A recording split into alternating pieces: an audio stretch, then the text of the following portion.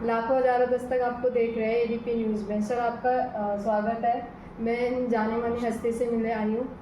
काफ़ी लोग इन्हें जानते भी हैं। ये रहते हैं शालीमार बाग में। सर अपना इंट्रोडक्शन दीजिए। मैं बलराम गुप्ता, शालीमार बाग में निवास है मेरा।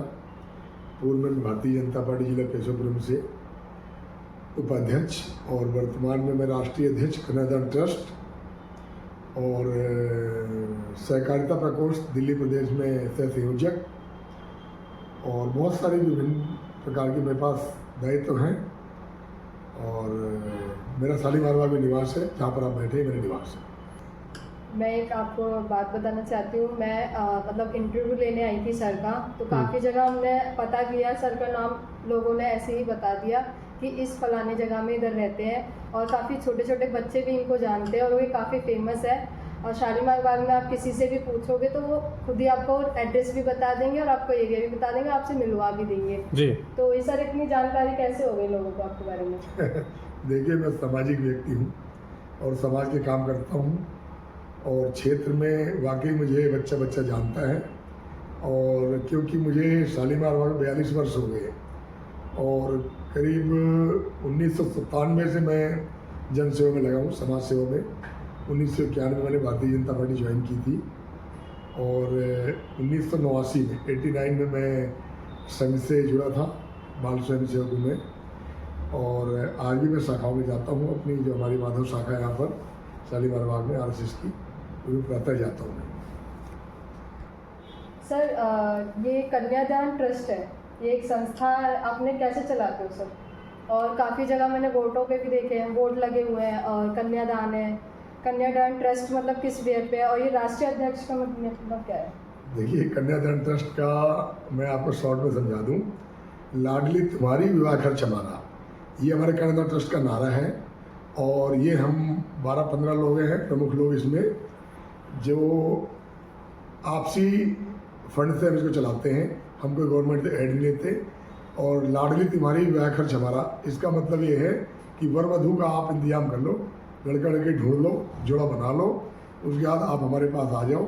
हमारे मंदिर है शालीमार बाग में, प्राचीन श्री पीपल वाला हनुमान एवं साई मंदिर BF ब्लॉक में। तो उस मंदिर से हम उसका विवाह करते हैं और उसमें आपको 1 रुपया लगाने की जरूरत नहीं है। हमारी संस्था पूरा खर्च करती है, सारा खर्चा हम वहन करते हैं। और ये सब हम मिलजुल कर करते हैं। किसी ने टीवी दे दिया, किसी ने फ्रिज दे दिया, किसी ने खाने का खर्चा वोट लिया, किसी टेंट का वोट लिया। तो ऐसे सब मिलजुल कर इस काम को हम पूरा करते हैं। और हमारे इस कन्यादान ट्रस्ट में खासियत है कि लोग और भी सामूहिक विवाह होते हैं। हमारा सामूहिक विवाह नहीं, आप हमारे पे एक जोड़ा रहेंगे, एक जोड़े का विवाह भी कर देते हैं।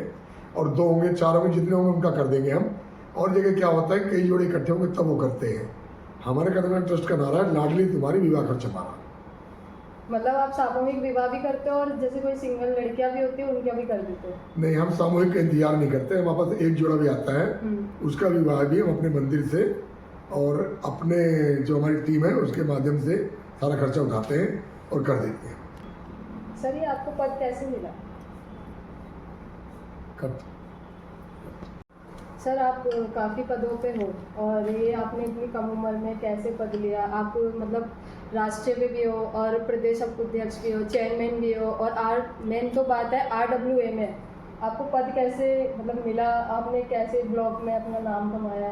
काफ़ी लोगों से जानकारी ली, ऐसे बहुत सारे पद हैं जो आपको मिले हुए हैं। जहाँ तक मुझे समझ आया कि आप ये जानना चाहते हैं कि आप RWA भी हैं, प्रदेश में भी हैं, राष्ट्रीय में भी हैं और जिले में भी हैं। तो आपका कहने का मतलब ये है कि मैं RWA से क्यों जुड़ा हुआ हूँ? देखिए, मैं बताऊँ आपको, आदमी को पहली सीढ़ी नहीं भूलनी चाहिए। आज हम जो कुछ भी हैं, पहले हमने अपने ब्लॉक से स्टार्ट की होगी समाज सेवा। आज हम जिले में, प्रदेश में, राष्ट्रीय लेवल पे कार्य कर रहे हैं। हमें कन्यादान ट्रस्ट चला रहे हैं और प्रदेश भाजपा से भी जुड़े हुए हैं। तो इसमें कोई हैरानी की बात नहीं है। मेरा नेचर है, मैं अपने पुराने वक्त को कभी नहीं भूलता। और आज भी मेरे लिए RWA पहले हैं। मेरा ब्लॉक, मेरा समाज, मेरा शालीमार बाग, मेरा पड़ोस, ये सब पहले हैं। बाकी समाज सेवा के क्षेत्र में मैं कहीं तक भी चला जाऊं, लेकिन मैं अपने जो मेरा पहला स्टेप था, जो शुरुआत थी मेरी, मैं उसको नहीं भूल सकता। और मेरा व्यवसाय भी दूध का है शालीमार बाग में ही। तो वैसे ही मेरा यहाँ की जनता से रोज़ का ही आना सामना होता है। लोग लगभग 2-2.5 हज़ार लोगों से रोज़ मेरा फेस टू फेस बात होती है और उनके मैं कार्य भी करता हूँ और वो मेरे ग्राहक के रूप में मेरे देवता भी हैं, भगवान भी हैं मेरे वो। तो ऐसा कुछ नहीं है कि मैं प्रदेश में पहुँच गया या राष्ट्रीय में पहुँच गया तो मैं RW भूल जाऊँ या अपने विधानसभा या वार्ड को भूल जाऊँ, ऐसा नहीं है। यही मेरे माई बाप हैं, यही सब कुछ है मेरा। सर कोरोना टाइम में आपने बहुत लोगों की सेवा करी है, गरीब लोगों की मदद करी है, कंबल बांटे हैं, खाना बांटा है, जहाँ जहाँ लोगों को खाना नहीं मिल पाया आपने झुग्गियों में जाके, या गरीब लोग हैं उनको आपने मतलब इतना दान पुण्य किया। कैसे किया सर? आपका कोई मतलब कोई सेवा वगैरह करते हो या अपनी तरफ से ही दान पुण्य करते हो? देखिए, ये मेरा भाव था, मेरा क्या मेरे परिवार का ही भाव था।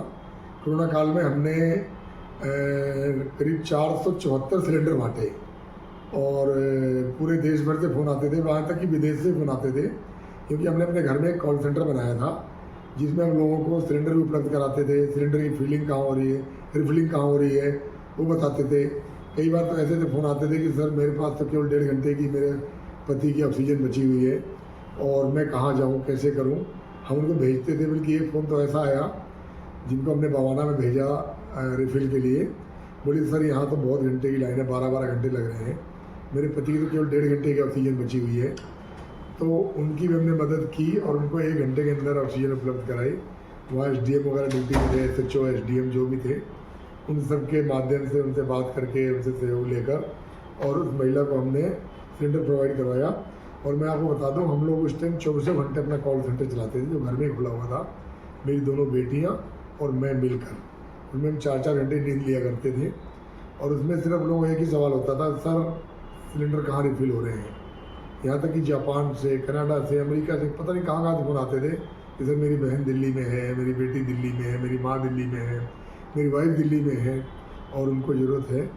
तो उसके बाद सिलेंडर के बाद हमने फिर राशन बांटा झुग्गियों में जा कर भी, और अपने यहाँ भोजन तैयार करवाते थे हम सैकड़ों लोगों का, और पुलिस के माध्यम से, मंदिर के माध्यम से, अपने WhatsApp पे मैसेज डाल के हज़ारों लोगों का भोजन करवाते थे। उसमें बहुत सारे लोग हमारे से जुड़े हुए थे। और उसके बाद जब कोरोना कम हो गया तो हमने झुग्गियों में जाकर राशन की किट, हमारी किट में केवल आटा चावल नहीं होता था, चाय की पत्ती, नमक, सरसों का तेल, हल्दी, गरम मसाला, दालें, चावल, ये सब कुछ उस किट में होता था, बेसन भी होता था। सर जैसे कोरोना टाइम में ना एक दूसरे से लोग भाग रहे थे, बीमारी ऐसी थी कि छूने से ही फैल रही थी, बट आपने ये सब ना देख के अपनी जान को मतलब जान पे जान कह सकते हैं या फिर अपने ऊपर हानि पहुंचाने वाली बीमारियां थी, पर आपने फिर भी भेदभाव ना करके लोगों की मदद करी। तो आपको कैसा लगता है आज भी? देखिए, हमने मानव धर्म निभाया और हमारा मानना है मौत आएगी तो घर बैठे भी आ जाएगी, इसलिए हमने खूब कार्य किए और बहुत सारे लोगों को प्रोत्साहित भी किया। हमने MCD कर्मचारियों को उन दिनों हम स्वागत करते, ढोल बजाते थे, माला पहनाते थे, थाने में जा के पुलिस का स्वागत सम्मान करते थे, और बहुत सारे रोडों पे जाके हमने वो क्या बोलते हैं वो जो सैनिटाइज करते थे।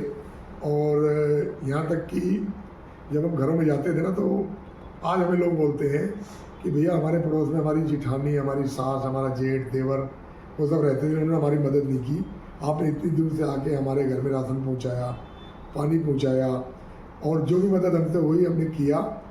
और रही बात कि हमने ऐसा क्यों किया, ये मेरे परिवार ने मुझे इसे प्रोत्साहित किया और मेरे मन में भी था सब करने के लिए, इसलिए किया। सर आपको ये अखिल भारतीय वैश्य महासभा पद कैसे मिला और कब मिला? ये मेरा तीसरा टर्म है। हमारा 3 साल का कार्यकाल होता है। वैश्य महासभा दिल्ली प्रदेश का जो अध्यक्ष में बनाया गया, 2016 में बनाया गया था मुझे, उसके बाद 19 में दोबारा मुझे रिपीट कर दिया, मुझे 22 में फिर रिपीट कर दिया। अब अगस्त में मेरे 9 वर्ष पूरे हो जाएंगे इस दायित्व को संभालते हुए, और उसके बाद देखिए कौन नया व्यक्ति आता है, ये मुझे रिपीट करते हैं। इसमें क्या है, वैश्य महासभा जो अखिल भारतीय है, इसका दिल्ली प्रदेश का अध्यक्ष हूँ, और हमारी मासिक बैठक भी होती है, इसमें वार्षिक भी होती है, और 3 वर्ष में इसमें नया गठन होता है, जो मेरे 9 वर्ष पूरे होने वाले हैं। और अगस्त माह में कोई नया अध्यक्ष बने या जो भी बने, 3 साल का हमारा कार्यकाल होता है। ये मेरा तीसरा टर्म है। 9 साल मुझे अगस्त में पूरे हो जाएंगे। सर आप RWA में भी चेयरमैन हैं और राष्ट्रीय उपाध्यक्ष भी हैं और सर जैसे कोरोना टाइम पे ना पहली लहर पे ही आपको कोरोना हो गया था, फिर भी आप लोगों की सेवा करना नहीं भूले और आपके घर वालों ने भी आपको शायद मना नहीं किया कि सेवा नहीं करनी है, ये नहीं करना, फलाना नहीं करना, बट आपको सर कोरोना टाइम पे आपको फर्स्ट लहर पे ही कोरोना हो गया था, काफ़ी बीमारियां भी फैल रही थी और आपकी फैमिली ने आपको मना नहीं किया बीमारी के टाइम कि आप ये सेवा या मतलब दान वगैरह मत करो, आपके अपनी जान प्यारी नहीं थी? ऐसा कुछ नहीं है, जान सबको प्यारी होती है। और रही बात पहली लहर में कोरोना होने के बाद दूसरी लहर में काम मैंने क्यों किया, बल्कि पहले से ज़्यादा बढ़ चढ़ का काम किया, क्योंकि मैंने उस टाइम लोगों का जो दर्द देखा था ना, और जब मुझे हुआ कोरोना तो मैंने महसूस किया कि मेरी मदद करने बहुत सारे लोग आए थे, तो मैं घर कैसे बैठ जाऊंगा। मैंने दूसरी लहर में और ज़्यादा काम किया और मेरे घर वालों ने मुझे नहीं रोका, मुझे प्रोत्साहित किया। मैंने बताया ना आपको कॉल सेंटर चलाया जो हमने, तो कॉल सेंटर हमारा आखिरी टाइम जो कोरोना था तब तक चलाया हमने, और मुझे किसी ने घर से तो नहीं रोका, बाहर के लोगों ने रोका, बल्कि मेरे जीजा जी दिल्ली से बाहर पोस्टेड थे कश्मीर में, वो मेरे घर पे बच्चों को फ़ोन करते थे कि भाभी ये क्या स्टील का बना हुआ है, इसको अपनी जान प्यारी नहीं है और इसको रोको। इतने बच्चों ने मेरा पूरा साथ दिया, मुझे कहीं नहीं रोका। और लास्ट में जब लोगों को मैं ऑक्सीजन नहीं दे पाया तो कंसनट्रेटर आ चुके थे इंडिया में, वो मैंने काफ़ी मात्रा में कंसनट्रेटर बांटे और कुछ मैंने लोगों को बिकवाए भी जिनको चाहिए था कि भाई हमें परमानेंट चाहिए हमेशा के लिए, तो उनको दिलवाए भी। यहाँ पर कई संस्थाएं थी जो इस काम में मेरी मदद कर रही थी। सर कोरोना टाइम में आपने लोगों को, महिलाओं को चेक बांटे और जो मजदूर थे उनको रिक्शे दिए, 101 रिक्शे दिए थे। 101 रिक्शे मतलब एक रिक्शा भी काफ़ी महंगा पड़ता है, तो आपको इतना मतलब आपने लोगों को बांटा, आपको कैसा फील हुआ था कि लोगों की मदद करनी चाहिए? देखिए हमारी एक संस्था है चौपाल, जिससे मैं जुड़ा हुआ हूँ। चौपाल के माध्यम से हमने 101 रिक्शा बांटे थे और 51 महिलाओं को हमने 15-15 हज़ार रुपये चेक दिए थे। तो वो हम आज भी कर रहे हैं। चौपाल का सिस्टम है कि जो ज़रूरतमंद हैं उनको हम, जो ज़रूरतमंद महिलाएं हैं उनको हम 15-15 हज़ार रुपये का चेक इसलिए देते हैं कि जो भी वो काम करना चाहती हैं उसकी शुरुआत कर सके, या कोई काम वो कर रही हैं, मान लीजिए सिलाई मशीन चला रही हैं, अब इनका 2 मशीनें उनको 4 करनी है, तो उसके लिए हम उनको 15-15 हज़ार रुपये देते हैं। और रिक्शा जो है, रिक्शे में जैसे मान लीजिए आज तो रिक्शा महंगी हो गई, उस टाइम रिक्शा 1,40,000 1,50,000 की होती थी, तो उसमें हम क्या करते थे, ऊपर के 40-50 हज़ार रुपये हम देते थे और बाकी अमाउंट जो है उसकी उनकी हम किस्तें बनवाते थे। किस्तें वो स्वयं भरते थे, 24 महीने की किस्तें बांधते थे वो, 3-4 हज़ार महीने की, जिसको आसानी से भर सकते थे, क्योंकि वो किराया भी देते हैं अगर रिक्शे का तो 10,000 महीना होता है। हम तो सिर्फ 4-5 हज़ार की किस्त बनवा के 24 महीने में उनकी रिक्शा अपनी हो जाती थी। जो इनिशियल अमाउंट 40-50 हज़ार रुपये होता था वो हम देते थे, क्योंकि उनके वो नहीं भर सकते थे, इसलिए किराया रिक्शा चलाते थे। और चेक का जो माध्यम था वो हर 6 महीने साल भर में हम आज ही बांटते हैं चौपाल के माध्यम से ही, चेक और रिक्शा दोनों। अगर किसी को जरूरत हो तो मैं आपके चैनल के माध्यम से बताना चाहता हूँ, मेरा फ़ोन नंबर नोट कर ले, बलराम गुप्ता 999993 3843, राष्ट्रीय अध्यक्ष कन्यादान ट्रस्ट।